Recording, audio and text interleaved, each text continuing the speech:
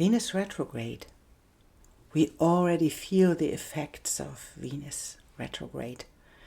And it's retrograding from Aries into Pisces. And there is a lot of tension in there because these signs are so different. So I think there will be a lot of talks about this because it is coming from the place of action and how we express ourselves, retrograding into the unity of the all is one and into spirituality and all of those things that are like vanishing in the big ocean that is Pisces. And this is shown in the extreme polarities that we experience. And these are even inside of us, And this is, we have to allow, in this moment, we have to allow both sides. And often we don't want to feel discomfort. We don't want to feel disharmony. But one way into harmony is to feel the disharmony and to find the balance within.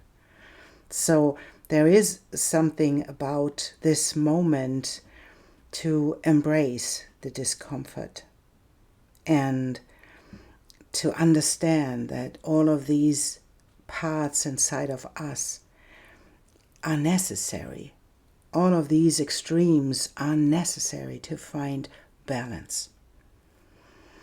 And I drew 2 cards for this intro because I want to do Venus retrograde short reading for every sign, and I will use whole sign houses to show you where this is happening in your chart from the perspective of the rising sign or the ascendant. But to see what is this Venus retrograde about, I wanted to draw 2 cards for this, and I did. And I think they are perfect because it is the she-wolf, and it is about, and I will show it to you. What a beautiful card. And it says, unleash the beast, for with nurturing ferocity I protect my kin. This is on the one hand, and I do Gaia on the other hand. And it says, when my patience wears thin, the earth trembles and storms rage. And both of these cards are really, for me, they are really, really perfect. Because the she-wolf, she embodies the wisdom of survival and protection and nurturing our instincts. And she is like the fierce and untamed energy of the wild, inspiring us to tap into our primal nature. And it could be so that this one side is inviting you to embrace your wildness and tap into the inner strength that comes with it, and even to assert your boundaries and unleash yourself for this for following the whispers of the wild, and to find the place within your nature where both of these energies can reside. So it is about follow your passions of life and protect them with healthy boundaries. And on the other hand, we have Gaia, and Gaia is about patience. It's about earthing, right? It's about the cyclical nature that is embedded in life. And she teaches us to respect life and earth. And so this is the invitation of allowing the cycles to happen about creation and destruction. It is about growth and decay. So it is this card really is about the balance between the patience of Gaia, the earth is patient, and the growing wariness or the growing experience she has when these cycles are happening. And so it is both cards are like the invitation to find the balance between giving and receiving. And it's the invitation to insert yourself when necessary and honor your own needs. And that this doesn't mean, in of course in both cases, it doesn't mean that you have to endure something that is mistreating you, right? So it is, but it's like the invitation to find the balance in between and to find the answer inside of you. What is needed? Is it needed to get in the outward motion to express something, or is it needed to find the balance within the extremes? And so, yeah, this is what I wanted to say. And to see where this falls in your chart, you just go to astro.com or a place where you can create your own birth chart, and there it will be created from your rising sign.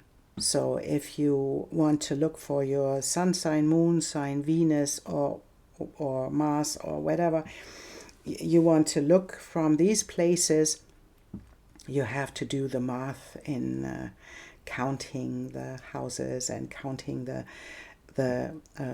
planets and see where this falls. And you can look for all of the signs, because you have a chart that includes all of the signs, even if you don't have a planet in there. So I want to do a reading where I have a short reading for every sign to see what challenges this brings, and what is your pathway to find the balance within in these turbulent times. So I see you in the reading.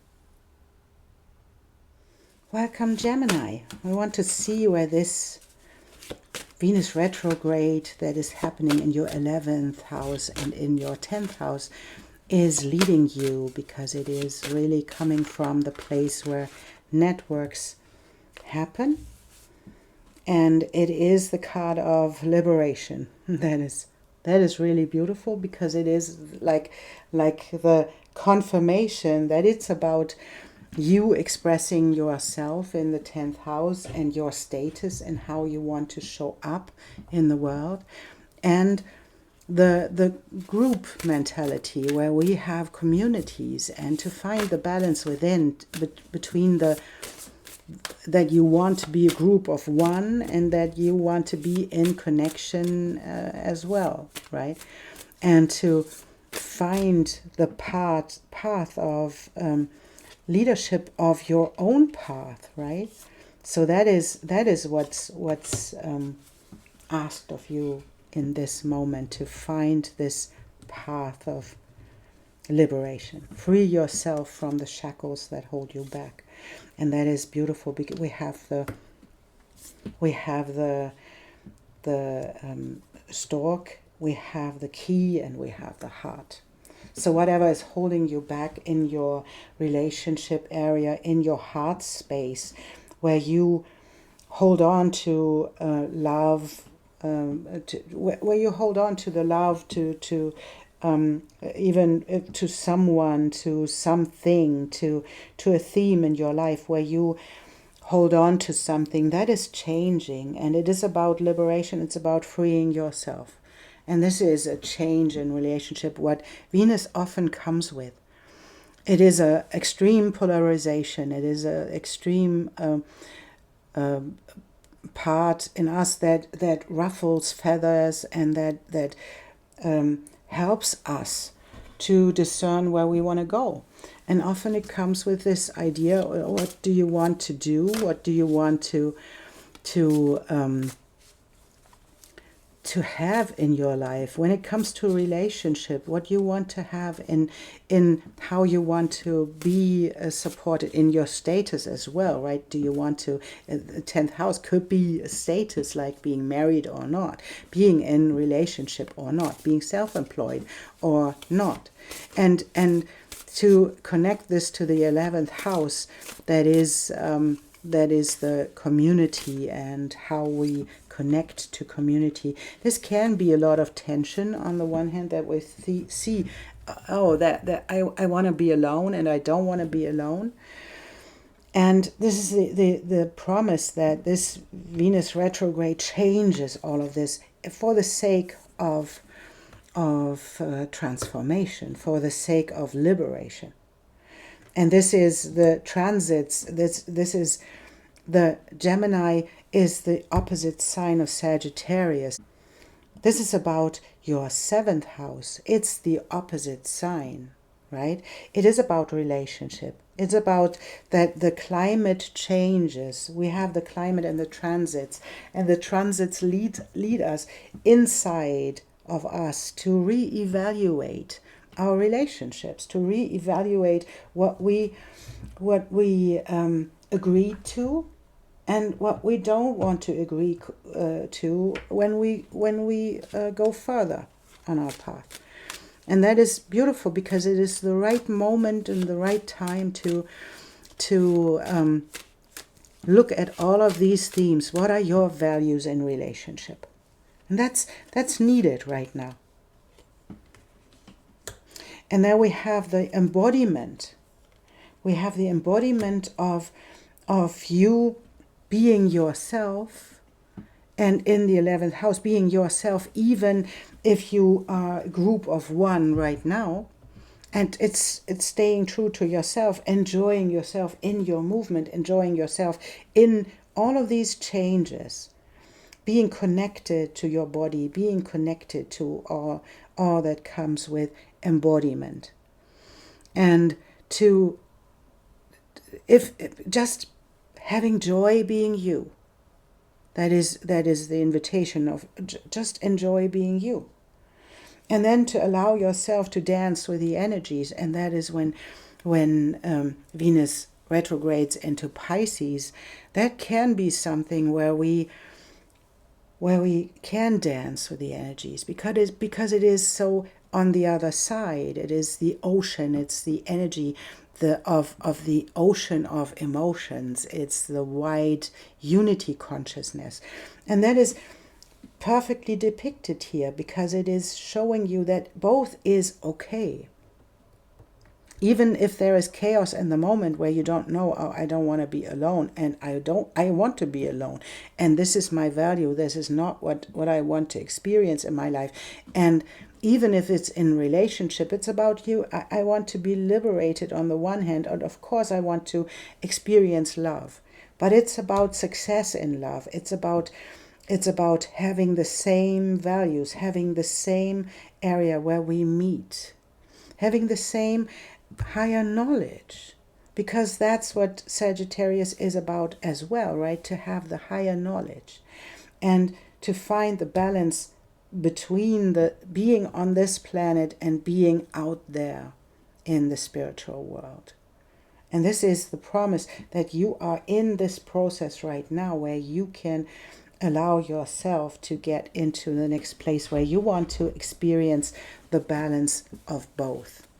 And this is often coming with this, we have to experience the one to experience the other as well, and then to get into the chaos of, I don't know what is right, and I don't know what is wrong, and I don't know what I need, and often I think something like I have to be in a specific way to make the other one the other person to fit into our relationship. But that's not what this is about.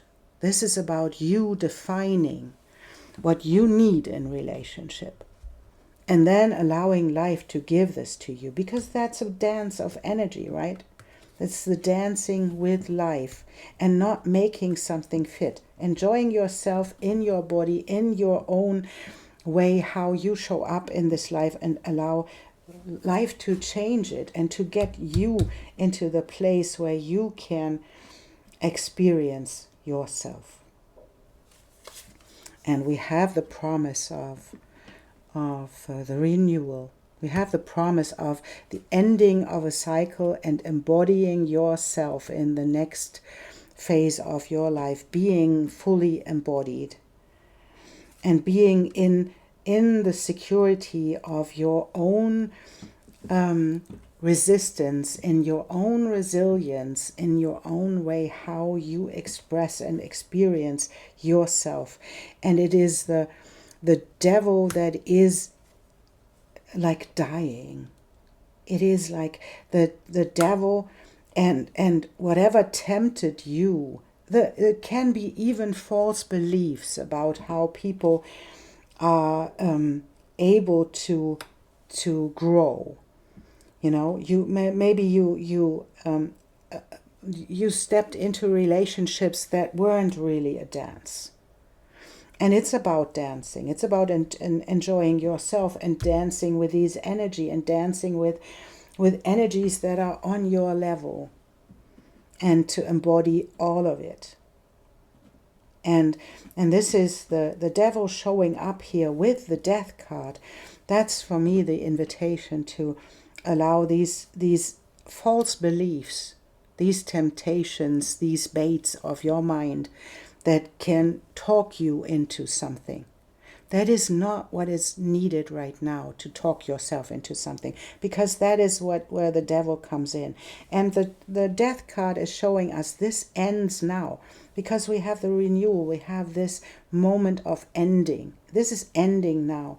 And then you step into your emotions moving forwards. The chariotess is about your emotions moving forwards, allowing emotions to be and allowing them to lead the way. Even if they are comfortable and uncomfortable, and all of this makes sense in the end. Because from these moments, there is harmony created. And I believe that this is really about this dance that you understood, that you wanted to jump into this life, how it has to be lived in this moment. And to step into the life and to step into the richness that comes with it. If you allow yourself to be what you are, not to fall for and not to compromise in a way. To compromise when people show up to fall for their the things that you feel that they could do. I want to say it this way. So it is like stepping into the fullness of life and really dancing, not waiting for someone to dance.